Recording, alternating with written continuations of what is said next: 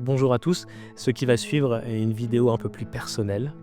Après avoir posté une vidéo par semaine, vous avez été nombreux à me demander où j'étais et pourquoi je ne donnais plus de nouvelles. Pas d'inquiétude, plein d'autres vidéos sur mon expérience à Madagascar vont sortir. Le tournage de la prochaine a d'ailleurs été mon préféré.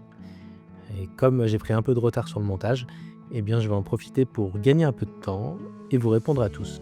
Enfin, à tous, vous n'êtes pas non plus des milliers, c'est plutôt une grosse salle de classe ou un petit concert. Donc ça fait presque un mois que je n'ai pas posté de vidéo. Le fait est qu'il m'est arrivé quelque chose d'important. J'ai dû rentrer en France. Je serais bien resté ici, mais je pense que je n'avais pas le choix. Ça fait toujours du bien de rentrer. Après 9 ans avoir été commerçant dans ma ville natale, j'ai constaté un truc. Le monde ne s'est pas arrêté après mon départ. C'est bête à dire.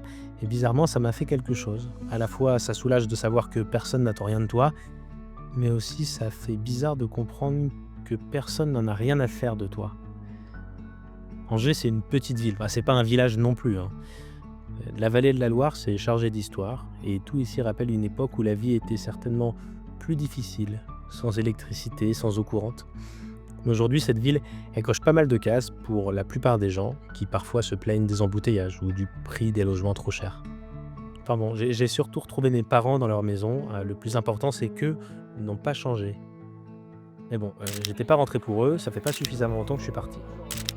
J'ai quand même profité de ce retour aux sources pour voir mes potes. Qu'est-ce que je les aime. Enfin, faudrait que je leur dise un jour. Et on a pu faire la fête, tu ne sais pas, mais j'adore danser. Mais surtout organiser mon retour à Tana. Parce qu'en fait, ça tombait bien. Après quelques mois passés à Madagascar, je me suis rendu compte d'un truc qui risque de freiner mes explorations, l'état des routes. Vous allez peut-être me détester, mais j'ai l'impression que Mada est autant magnifique que pénible, surtout quand il faut faire de longs trajets. Donc ce retour en France m'a permis de repenser un peu ma démarche, déjà parce que vous avez été nombreux à m'écrire, merci infiniment, m'écrire pour me dire « Sors de Tana, la capitale n'est qu'une toute petite partie de ce que ce pays a à offrir ». Alors j'ai décidé 2 choses. La première, je vais apprendre à voler.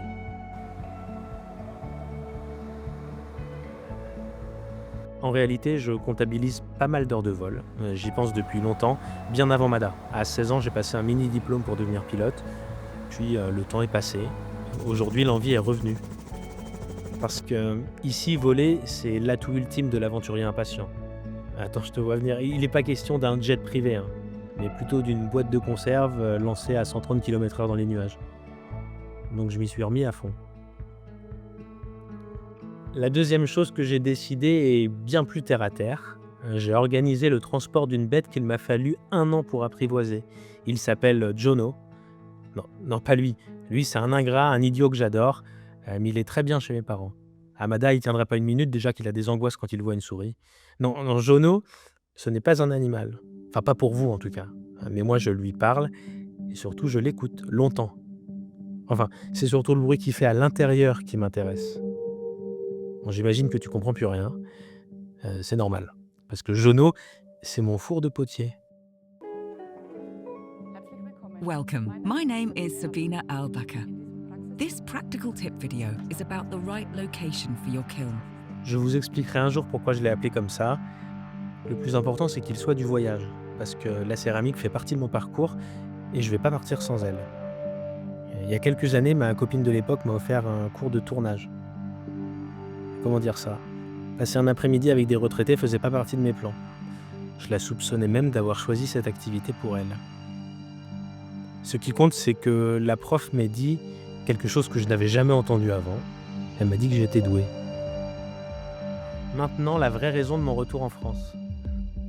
Mon meilleur pote m'a demandé d'être son témoin de mariage. Je vous dis ça comme si c'était mignon, chaleureux, mais pas du tout. Il m'a demandé ça il y a 1 an, j'ai répondu oui, et j'ai complètement oublié. Quel ami je fais. Mais bon, le temps a filé, j'ai cédé mes restos, je suis parti en Thaïlande avec mes amis et j'ai préparé mon départ pour Mada. Et là, 11 mois plus tard, je reçois un message d'Émeric. Tu arrives à quelle heure jeudi? J'ai commencé à m'agiter. Les mariés, je les ai rencontrés en école hôtelière en Suisse. C'est un décor assez incroyable pour trouver l'amour. Enfin, pour ce qui me concerne, j'ai galéré à trouver du travail. Do you have a feeling that there's a new opportunity?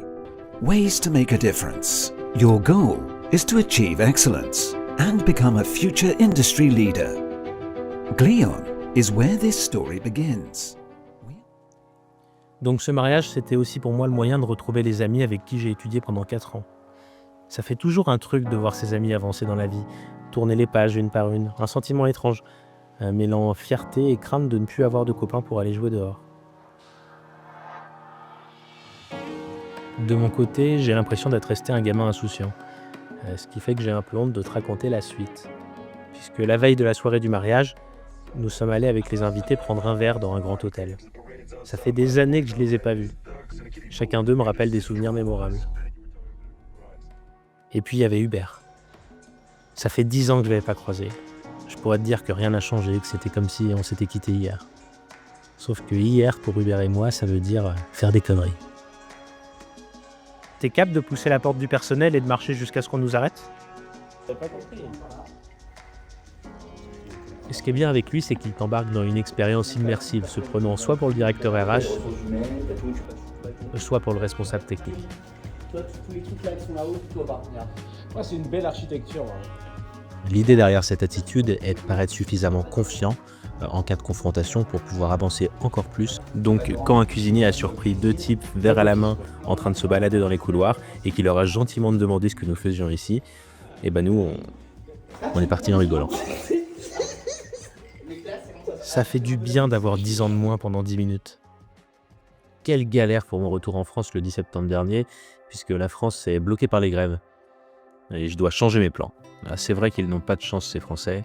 Les hôpitaux débordent, les écoles ferment faute de professeurs, les routes s'abîment et le prix de l'essence grimpe, les factures d'électricité explosent même au marché chaque semaine, les prix montent encore, alors que les salaires stagnent, mais tout coûte plus cher.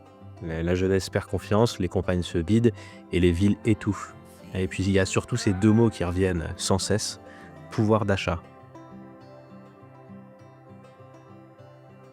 Je pouvais pas terminer cette vidéo comme ça parce que montrer un avion avec un nez rouge et des moutons pour parler du peuple français, c'est pas quelque chose que j'aurais fait avant. Déjà parce que c'est méchant, et même si c'est drôle, c'est pas complètement vrai. Je n'aurais pas fait ça il y a quelques mois, mais après quelques temps passés à Madagascar, il s'est passé quelque chose que je n'avais pas anticipé, une sorte de vertige. Je suis rentré en France et je me suis mis à regarder des choses que je ne calculais pas avant. Un trottoir, un parc, un arrêt de bus. J'ai déménagé en toute connaissance de cause, pourtant je commence à peine à me rendre compte du décalage. Il y a une question qui revient souvent, à laquelle j'ai pas vraiment répondu. J'ai pas non plus de réponse définitive. Cette question, c'est pourquoi Madagascar? Ça revient constamment dans les messages privés, dans les commentaires. Pourquoi Madagascar? Pourquoi Madagascar? Ma première réponse, c'était pourquoi pas déjà? Aujourd'hui, j'ai pas grand-chose de mieux à te proposer. Par contre, ce que je peux te dire, c'est que je suis revenu. Je suis rentré chez moi et je suis revenu ici. Je sais pas trop pourquoi. C'est pas facile comme endroit. C'est pas forcément agréable tous les jours. Il y a tellement de défauts, tellement de défaillances. Tu verras aussi que le plus gros billet ici, il vaut 4 €. Et c'est un gros billet. Si tu vas au marché avec ce billet, pour prendre par exemple 1 kilo de pommes de terre, tu pourras pas en acheter. Parce que personne n'aura la monnaie en fait. Ces histoires de Madagascar que je te raconte à travers mon regard, ce n'est que le début. Il y a tellement de belles choses à découvrir et de grands cœurs à rencontrer. Tu seras étonné de voir à quel point ceux qui semblent méfiants en voyant une caméra finissent par se livrer et te surprendre par tout ce qu'ils ont raconté.